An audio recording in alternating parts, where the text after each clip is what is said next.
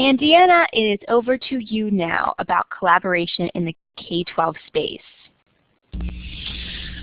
I was about ready to say good morning, but good afternoon, everyone. If you could just do me the same favor you did for Lauren earlier, give me a green check mark if you can hear me okay. Excellent, okay. And as she said, if I talk too low for you and you need to change the volume, go ahead and feel free to do that on your local computers. So I'm going to jump right into collaboration.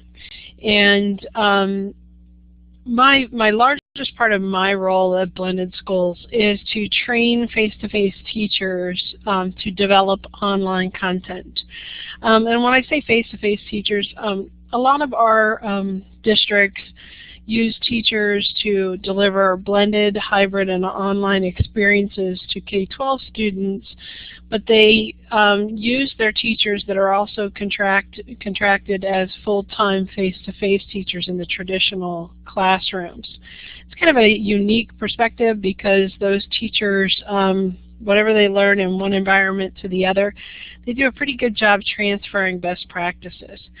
So I get to work with those teachers to develop master courses, and we share those with our entire membership. And we're about 180 school districts or counties across PA, and we're grown to about 20 or 30 outside of the state of PA also. We started in PA. So I just felt the need to tell you a little bit about what Blended Schools was and what I do specifically for them. One of the things that I'm extremely passionate about with moving to the online blended hybrid learning world with K12 students is that those interactions for collaboration, whether it would be teacher to student, student to student, or I'm missing one. Anyways, I'll move on. You get the idea. All those intentional planning of interactions are very important. And I kind of tell you the two major reasons I think collaboration is important, on top of it being on every rubric of quality online courses from iNACOL, or the exemplary course rubric for Blackboard, or the Quality Matters rubric. They all talk about the need for collaboration and building those interactions so that learners don't become isolated. But there's two other really good reasons. The first one is, like I have here, is just that we know that collaborating on something helps develop and deepen our understanding. You can memorize things and you can read about things, but until you sit down with a group of people, whether you're sitting virtually like we are today, or you're sitting face-to-face and a team members collaborate and talk on this, that's when, and I thought I had all of my chat shut down, sorry for the stumble there, someone grabbed me on Skype. That's when that collaboration develops the deeper understanding that we're driving for students. That's our goal. That's the main goal, is to develop understanding on whatever the content is. The second one is, I'll tell you more about it. When I Googled collaboration tools, the first 10,000 or so hits that I got as I gleaned from it all have to do with tools with work. None of them have to do with tools for just learning. All those tools are about how to collaborate in your job, whether it be online or other types of collaboration, but it is absolutely a workforce skill today. So those are my two reasons. Like I said, the other niceties are that research has told us that online learning must have this component for students to be successful. So I'll give you a couple of deeper reasons as to why, and I'm not going to read all these. You'll have access to these. I'm pretty sure Lauren will post the slides for you. But here's another reason for collaboration, research-based. Here's another reason why collaboration works. Here's another reason it builds understanding. These are all cited in the, I'll give you my cited works at the end of this. Here's the one, I guess, the first 3 million, I guess my number was off a little bit. I'd challenge one of you to go try to Google online collaboration and see what you get.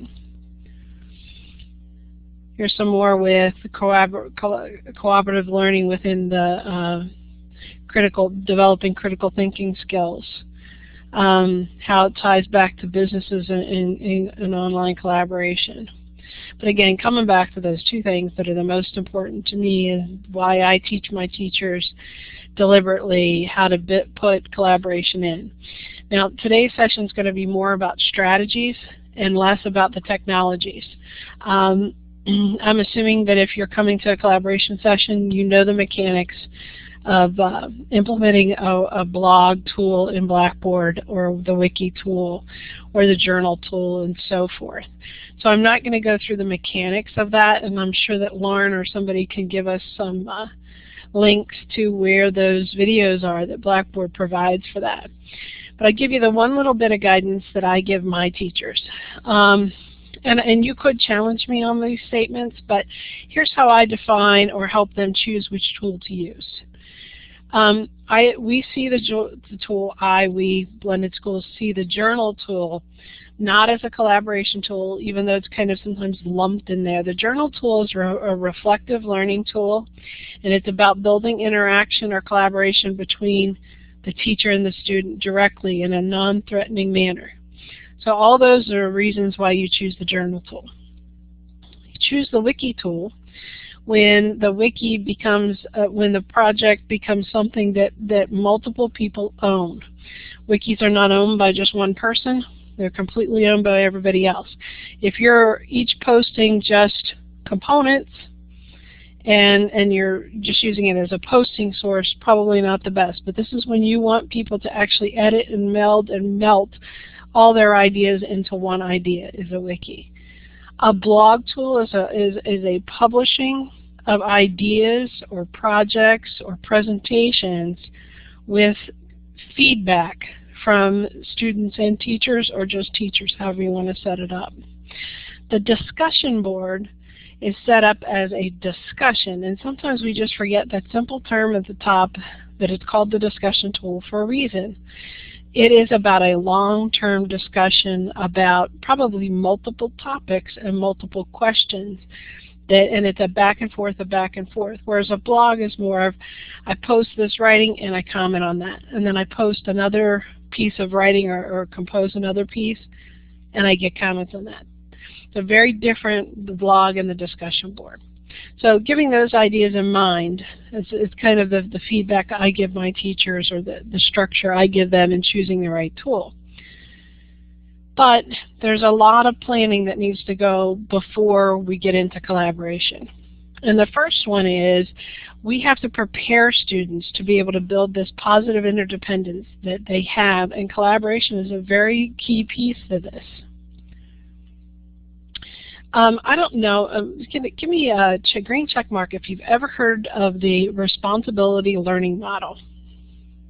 You can give me an X if you have not. I'll pause for a moment. Okay, good. Well, you'll at least walk away with one thing new today. The responsibility learning model, and I'll cite in a minute some of the researchers that are behind this model and how it has grown. But basically the idea is, and this graphic's a little goofy to kind of understand. So it's the teacher-centered, let me grab my pencil here. Teacher-centered is going down, and student-centered is going up. So basically we're moving the student to assuming more responsibility for the tasks or the tasks of learning. So student owns the process of learning less than the teacher as you move forward. Let's dive a little deeper into what that looks like. One of the things that we've always done is we do a really good job building these focused lessons, and we do a great job of that online too. A lot of my developers want to stick in building that direct instruction through a video or whatever, and then a test. And that's really what their first vision of an online course is. And really we need to go way past that in online courses and face-to-face courses as this responsibility learning model shows us. We want to get out of just this focused lesson. The guided instruction is great. That's the opportunity to do together or to do and get direct feedback. Okay? The next piece, though, is that collaboration piece in the responsibility learning model. And that's where students do it together or teachers and students all do it together. And the last piece that we get to is this independence of learning piece. And here's the site down here. If you haven't heard of this, you might want to pick up the book Productive Work Groups. Very good book by Fisher and Frey.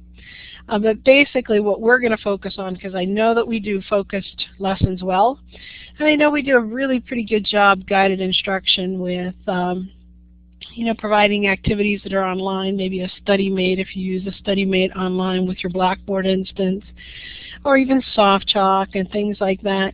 Do a good job giving them some of that guided instruction. But do we get to this collaboration piece and truly build that? So that's where we're going to focus in this responsibility learning model today. Now, one of the things that the responsibility learning model talks about when you get to collaboration is the intentional design of collaborative environments and projects to have these 4 roles. And they probably look really simplistic to you. It's just the intentional thought and planning behind this when you put in a collaboration project. And this would go with whether you're doing it online or face-to-face. Each member must have a goal that they must contribute in order to reach that big goal. What is the sliver that this person is contributing to reach the goal? Each member brings a unique resource or information to the group. It could be just it could be personality based, it could be learning style gifts, it could be communication gifts, it could be gifts of knowledge, however you want to structure them. And the reward, this is one that I definitely got caught in as a teacher a couple of times. They both should be independent and overall. I was one of those teachers that when I first started doing some collaboration type project-based learning, I would just give an overall grade because I really thought that it was about them working together and earning it together. But there's a lot of good justification now in research that shows about needing both of those types of rewards, whether it be a grade or another type of reward. And then each member should have an actual job or a task to complete as they go through. So how do we kind of get there? So let's start little to get up to those pieces. The first piece I'm going to talk about is kind of how we use a discussion board to help students clarify their understanding and to begin to communicate and clarify, which then gets them ready to the actual collaboration point. And I know this is probably not a good term to put, but I mean it's the truth. We try to take discussion boards to a different level, so you'll kind of see the frames here that we'll use to build discussion boards. When we do a discussion board prompt from a developer or any of our teachers or students, we try to get them to think about questions that are deeper than just, what do you think about this topic? Read this and respond. Go to this website, read this, and give me a summary in the discussion board. Try to make sure that they're questions that are deep enough that they're going to stir discussion and maybe stir some dissonance in what they think they understand versus what they're going to read about. So I start our developers with things like this that help them, and these are kind of all from a couple of different resources that I've pulled together. But these just a list of questions that they can use for things or people to help prompt them. Now obviously the teacher would look at this. We wouldn't provide this kind of a list to students. Teacher would look at this list and say, okay, I think I have some examples a little later, but let's say, what action does this thing or person usually perform? So they might, instead of having the word action or thing or person, they replace that with the core content that they're reading about, learning about, and trying to build understanding on. Here's another couple of sets of questions that we talk about for events and for states. You know, like state of a chemical or a state of a political situation, things like that would be in here. Here's another set for actions. And like I said, I know I'm going quick because I do know I have a lot that I want to get through. And you'll have these at your disposal. But here's just a set for actions.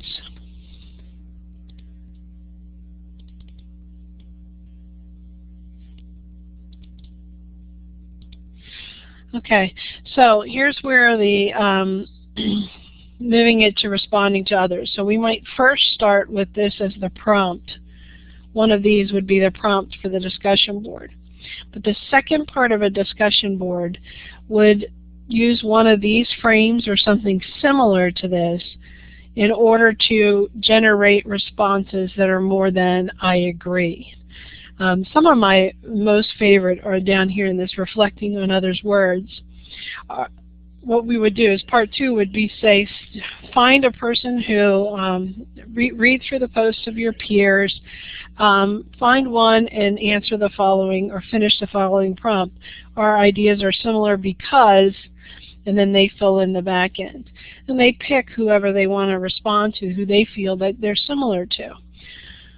This is one that I use quite often when it's a higher level type courses. Here's a new idea that uses blank, maybe Jim's thoughts and Sarah's thoughts, and then goes forth from there. So some ideas that I have for you with this is really just the intentional planning of giving them a prompt that really makes them think deeply about your content, and then a follow-up structured response to their peers to generate that conversation. When you're in a face-to-face environment, teachers do this naturally. We've gotten very good at questioning, and we know how to stir a discussion or conversation. When we're asynchronous discussion, like the discussion board, you want to take the time to intentionally plan for that interaction. And that's why it's important to have that second piece to tell them how. At some point when you get mature online learners and they've been with you for a while or throughout the course or year, you may be able to be more relaxed about these things because they start to understand what's expected for them through a discussion board. But all of this is the beginnings of building the deeper collaboration that they'll get later on. And remember that responsibility learning model. You don't want to just jump right to collaboration out of the gate. So the journal tool, this is another way. It's not like I said, I don't see it as a collaboration tool per se. It is a collaboration or an interaction between generally the teacher and the student. We kind of focus on it around the idea of graphic organizers, note-taking, and summarizing. Basically with the idea that they need to learn to communicate their thoughts with clarity. Because once they can communicate their thoughts clearly through written work and through their interactions with their teacher, now they're ready to actually get into that role that we talked about earlier. Go back up here. Sorry for the fast moving. Now they're actually ready to go contribute to the goal of the group. And you can put them in those roles that you have for them. But until they can clearly articulate the content that they can, the knowledge and skills piece, they can't get into the actual collaboration piece. Sorry, don't blink. All right, so let's talk about go back to that communicating their thoughts with clarity and what we do with the journal tool here. So with the journal tool here, one of the things we do is every single lesson has an intentional prompt for note-taking. There's a huge amount of research out there about taking notes is so much better for students, and sometimes it gets a bad rap that note-taking is not a process for learning or not a learning process. But really what's not is this verbatim note-taking. So that's really the one thing you want to stay away from, is having the students copy or retype or anything along those lines.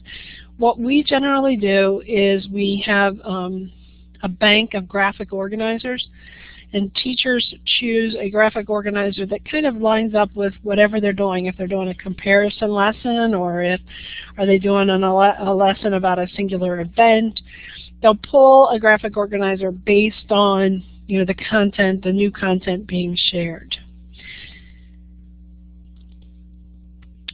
Things like these question notes, they'll be able to pull these in here, and teachers or the students either post these notes electronically, or they print, hand do them, and then post the notes electronically through a picture or a scanned image. The reason we do this is so that teachers can understand what students are pulling out as important as they go through that direct focused instruction part. And it gives them kind of a snapshot of the student's thinking. Remember, you're not face-to-face with them. In an online environment, pulling all that information from students is critical to seeing how they're developing their understanding. Just another example of the T-notes, other summary notes, just some different things. We also use the journal tool as somewhat of a learning log. We'll ask them to post their notes like we just said, but we'll also give them a prompt there that helps them chronicle their learning across several days or several weeks. Ask them to talk about what their understanding is of the lesson. It may be just generally the essential question from the lesson that's restated and asked students to answer themselves. That gives the teacher a chance to let the students freely share what they did and did not understand as they got through the lesson. Gives the students a chance to check their understanding with the teacher in a non-threatening kind of manner. So now I kind of talked a little bit about the simple use of discussion boards and how journals and how that we use that to kind of communicate thinking and clarify their thinking. Let's get into kind of trying to combine some of the different Blackboard tools to create a collaborative environment. And these are just ideas to get you thinking. These are some of the things that we have had success with. And it varies depending on age level and content area. One of the things that we have in here is a voice board. How about give me a green check if you have done a quick write in a face-to-face classroom before. Either as a student or as a teacher, you've done a quick write.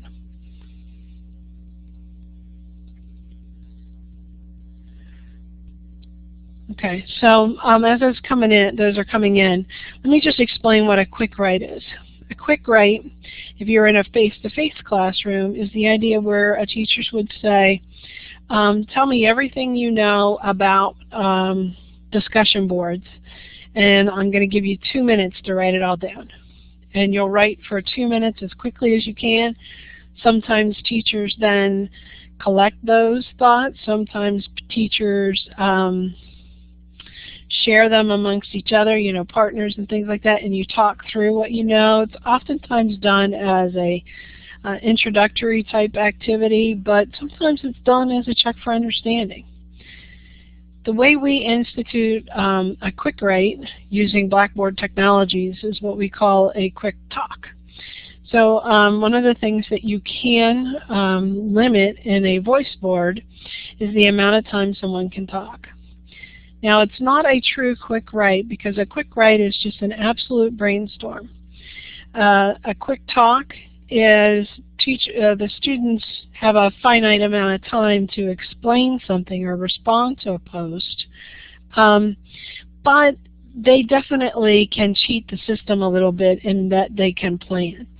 Not necessarily good or bad, because you're still going to get what they feel like is the most important 1 or 2 minutes of content they can share with you or their peers. And then we prompt this to continue on as a discussion so that we build a voice thread eventually that is in many of our projects turns into a presentation from voice board prompts. So that's basically how we'll do a quick talk or a quick write. Another way that we can kind of combine some tools here is using just a very simple graphic organizer. I bet everybody in here, or most of you, have done a vocabulary square before. But a vocabulary square is just a graphic organizer. The main concept in here: definition, characteristics, an example, and non-examples. And what we'll do is we'll build this in a wiki space. I mean, in a space that is a wiki, not wiki spaces. And then students can work together simultaneously or asynchronously, however they decide they want to do this, and begin to create a definition that is much more, Joey comes in, writes his first thing of definition. Mary and Jane come in and they tweak that definition even more. Or they write additional definitions for each one. So it would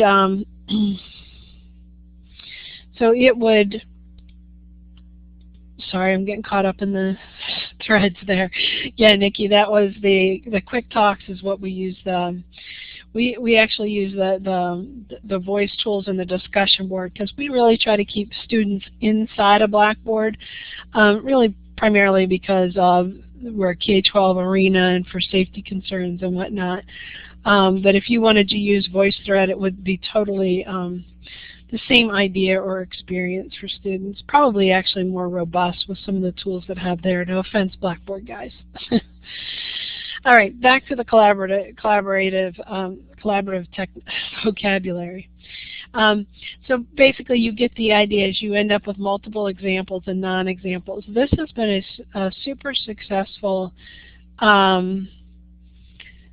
wiki-type environment, a learning environment, because it's intentionally planned, and each student brings content. If you go back to the development of a good collaborative group, quite often what will be planned is someone will be in charge of the definitions, somebody's in charge of the characteristics, and then non-examples and examples. So they each have their role to bring in here, and then following, once everything's populated, then the next step is for them to synthesize everybody else's work as they go through.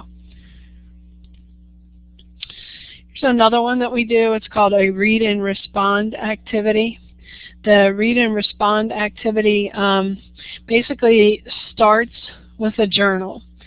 And it will start with, let's say if your topic is discussion boards, we ask 6 questions, very specifically designed with these type of ideas around them. Okay. Then in our read and respond activities, quite honestly, we have them roll a virtual cube.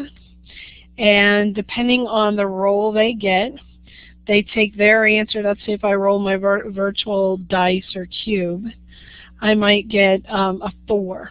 So then it would be my responsibility to go to the wiki and post my answers to the 4.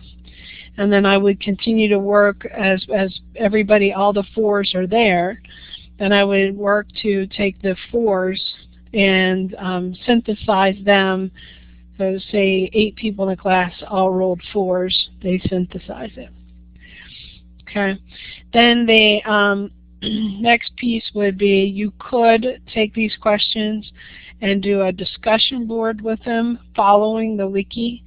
After you get some answers here, take these answers and develop them into a discussion board to continue that more authentic and individual ownership of ideas. And I'm trying to watch the chat, but I'm not staying up there. So let one of you know if there's a question in there that I should be looking at.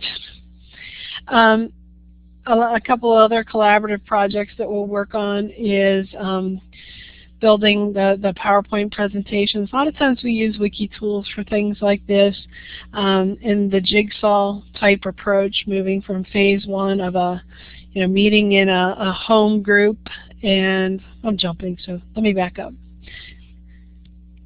A Jigsaw approach, because I'm going to guess, let me ask, how many of you know what a Jigsaw approach is to a lesson? So give me a green check mark if you know a Jigsaw, and an X if you do not. All right, thought I'd better ask. I jumped over that. So a jigsaw basically is a three-phase project. It goes back to that research model where everybody has their goals and roles and their piece of equipment or their special skill they bring to the team. Jigsaw builds this. Basically, phase one is when they meet as this homogeneous group to work on a project, go over their overall goals, and then assign out roles for each one of the team members. And then a team member, and I'll give you an example here. One of the ways we do this, I use this when I try to teach teachers how to use, to build a test in Blackboard. Because we meet in these home group areas and they learn the basic steps of creating a test. Then they have the responsibility to next go to of course now my phone will ring, hopefully you're not hearing that. Once they've met as a group and they understand the basics of the Blackboard test tool, they need to learn each individual test item. So how to make a multiple choice test, how do you make a question, how do you make a hotspot, how do you make a fill in the blank, how do you make a multiple answer. So they go out to these expert groups and they learn how to make 2 or 3 of the question types depending on the size of the groups. And then they bring it back, bring that expertise they learn in how to make a hotspot question, and they share it with their home group. So that's basically the idea of a jigsaw, is that you meet in these home groups that are more homogeneous, you become an expert in one area, and you bring that expertise back to that homogeneous group, and then you complete your project, which would be completing a test in this world. So we'll do different things, like here's some examples of how we kind of manage these areas. If we were doing a jigsaw activity, one of the things we do is assign each student an ink color. I know it sounds silly, but it works. And then giving them some responsibilities. This kind of leads over to this one. Assigning them certain concepts on the poster or PowerPoint that they may be designing with Glogster intertwined with Blackboard tools, or with a Google. I shouldn't have PowerPoint there. Quite often we use the Google slideshow and then we embed it in the wiki tool, things like that. Okay, hopefully that didn't confuse you totally, but that's kind of how we try to build this jigsaw, because students have ownership, and it goes back to those 4 steps of productive group work. So I've gotten through here a little quicker than I really had expected today, but I'm talking a lot about students as learners in the K12 world. We've moved to a world where teacher learning or teacher professional development has become a much more collaborative model also. So I wanted to take some time here deliberately to talk about how moving your professional learning community to an online collaboration, how that opens doors for you. And before I go there, how many of you belong to a professional learning community? And then if you do belong, so give me a green check if you belong to a professional learning community. If you do, put in the chat what that community is. And what do you consider your professional learning community? It could be as simple as, for me, it really is Google+. It could be Twitter for some of you. It could be a small 3 or 4 person face-to-face group that you're working with. So most of you participate in a PLC. If you participate in a face-to-face PLC, think about what it would look like if you were able to open up your PLC to people outside of your very specific grade level or your content area team or your district level or your school level. what would it look like? I mean, we have someone saying that LinkedIn and Facebook groups. Tell me some more. How do you do that? How do you consider LinkedIn your professional learning community? I'm going to guess that you do things like asking some of these types of questions and looking for information. The same very thing that we're trying to structure in students when we build that collaboration in a chemistry course. So you have virtual PLCs in your school. So do you use Blackboard to make those happen? We have, and you know, I said Google Plus, so sorry about that, but we do have Blackboard PLCs that run throughout our membership. You know, maybe people are interested in things like we're talking about today with collaboration. They build a PLC that is just strictly in a course in Blackboard. And they have self-enroll turned on some of those so people can pick and choose. Oh, good.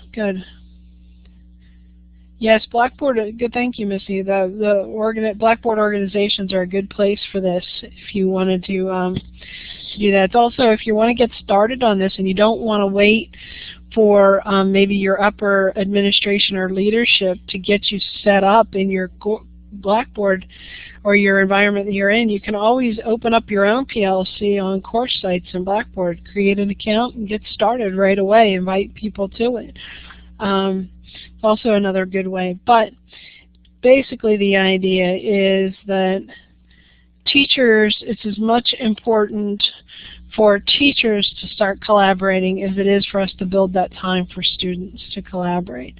I think once you as a teacher get opportunities to collaborate outside of the walls of your face-to-face arenas and your daily interactions, you learn the power that it could have on your students' learning, and it makes it easier to implement. It does take some very specific planning to you know, set up a good collaboration experience. Good, yeah, Modo and Twitter.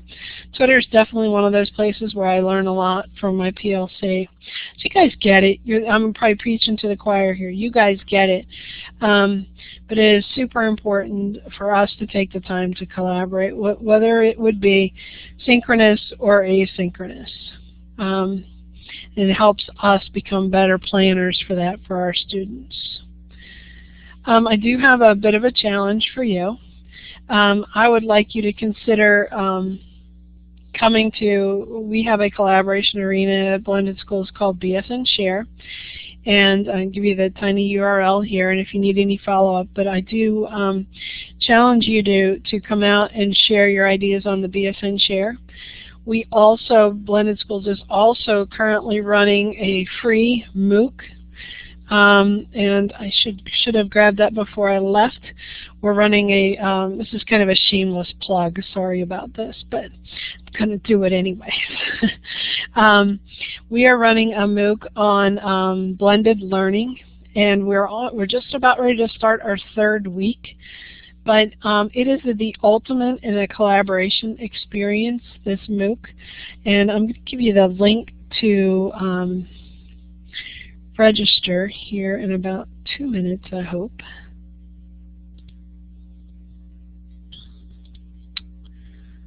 Sorry, I thought I had it up, but I guess I didn't. It's not too late to register, but it's completely free, and I encourage you to come join the conversation about how technology tools and blended learning, hybrid learning can empower our students, and start collaborating with people in a professional manner also. So I think I have the right, hang on one second. Yep, I think I have the right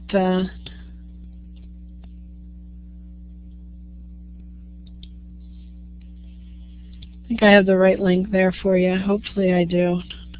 If not, someone from well, you have my email here. you can email me and I will get you to the right place. But even though we started week 3, come join us. We have about 400 and some people in 62 countries part of our MOOC, so we've definitely spanned a wide geographical area.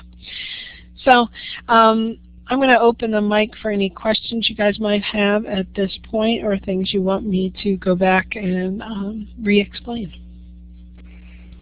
Hi, great. Thank you, Deanna. This was wonderful. And just to clarify, so I clicked on the link, and maybe we'll do a quick screen share, and I can do it, or would you like to do it to have people know specifically where to go?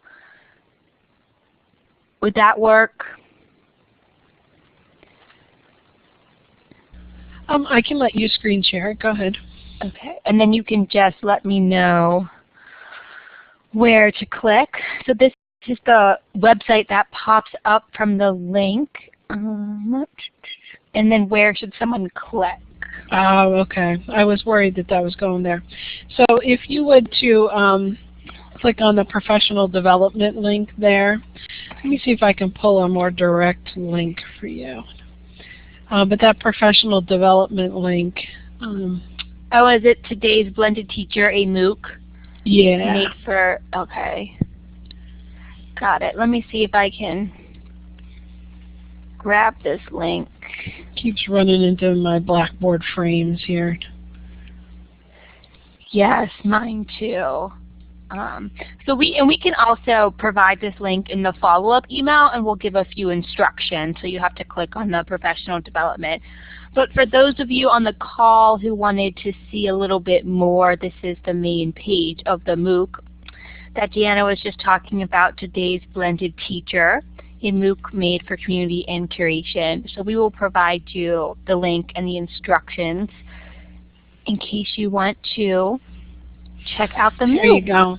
That's a better link for you. That's right to our registration page, and like I said, it's completely free, just to get people talking and collaborating.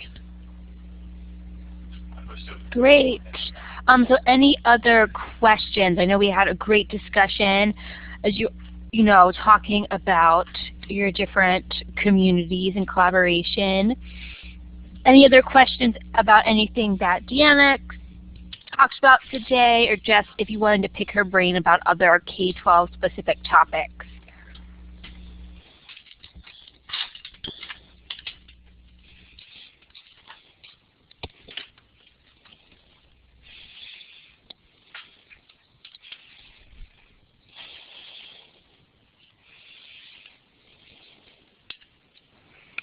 It looks like we have one person typing, so just waiting for the questions to come in. And Deanna, have you been participating in the MOOC for the past few weeks? Yeah, I was a panelist last week and kind of a curator of information for project-based and inquiry-based was the topic last week. This week is about formative assessments, well, kind of assessments in general, but heavily laid on formative, and I'll be a panelist too.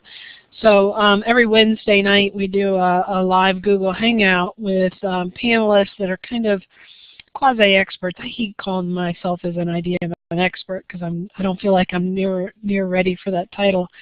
But we have 5 or 6 panelists, and then we have some panelists that we bring on from the MOOC, and then people through Google Plus or Twitter interact or back channel with the live hangout on Wednesday nights. So it's really quite an interesting thing, and we're using Google Plus and Twitter for most of it, delivered through our BSN Cloud or our SoftChalk partnership. And really the only reason we chose that is because the management of creating accounts inside of Blackboard, and it was our first time of trying to run a MOOC. So we are trying to get as many hurdles out of the way as possible. but it was quite interesting and fun to go along. So I'm excited about what week 3 might bring. I'm learning so much from the participants. It's just crazy. All the resources that are out there and things that have been vetted for us, vetted resources. You know, I would encourage you, if it's not this MOOC, it's another one. I think Blackboard has run a couple. I participated in one for exemplary courses with Blackboard as a mentor, and that was phenomenal too. So if you haven't MOOCed yet, I encourage you to MOOC. Yes, well, I'm glad you're having a great experience. I don't know if anyone in this group has Blackboard, has partnered with CourseSites, which is our MOOC platform, and we ran 2 MOOCs last year. I was a part of one. It was the Designing an Exemplary Course MOOC, and there was another one early in the year with Dr. Bog. So it's definitely something more and more popping up, and I'm glad that you're having an enjoyable experience with it. And something that you said, Deanna, you know, you're just learning so much from the peers. You know, it's very interesting to collaborate, especially with international folks, you know, depending on international educators, to really see how things are done in different countries. Let's see. If no one has any other questions for Deanna, we can let you all go. We will be sending out a follow-up email with the recording and the presentation slides. We'll also make sure to include a link to the MOOC that we were just speaking about that's provided by Blended Schools. And you can always sign up for future bits at blackboard.com/bits and also view links to our archives there. All right, well, thank you for attending. If you don't have any more questions, feel free to drop off. Thanks, Lauren. No, thank you. If you wouldn't mind hanging on for just a few minutes, Deanna, in case we do have any additional questions from the audience. Yep, no problem.